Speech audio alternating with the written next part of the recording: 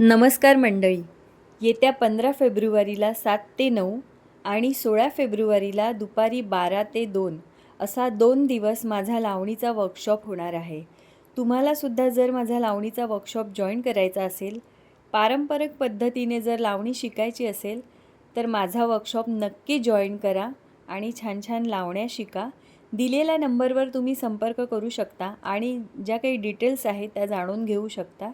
धन्यवाद.